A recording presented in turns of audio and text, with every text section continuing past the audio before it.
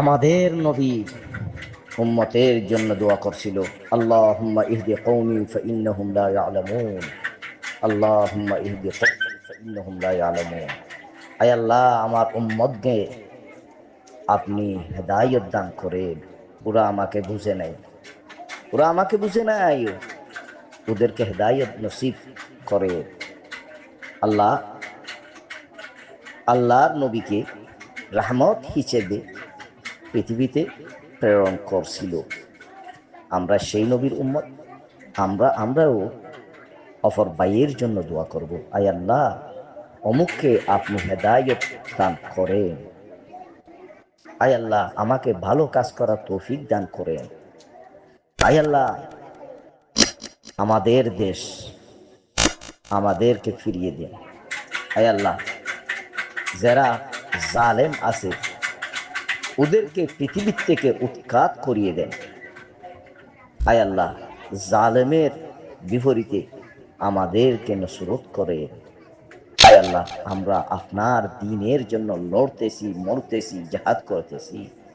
আয় আল্লাহ, আমাদেরকে আপনি নসরত করেন। আয় আল্লাহ, আমাদের মধ্যে যারা অবস্থা আছে ওদেরকে বুঝ নসিব করেন। আয় আল্লাহ, আমরা বুঝি নাই, আমাদেরকে বুঝার তৌফিক দান করেন। আল্লাহর কাছে দোয়া করবে, আল্লাহ নিশ্চয়ই আপনাদের দোয়া নিশ্চয় কবুল করবে।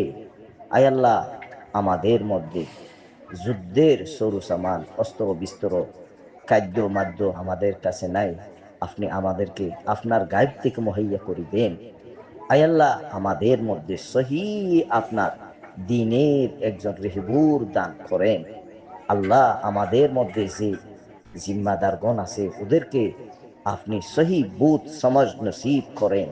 আল্লাহর কাছে দোয়া করবেন, আল্লাহ নিশ্চয় কি করবে, দোয়া কবুল করবে।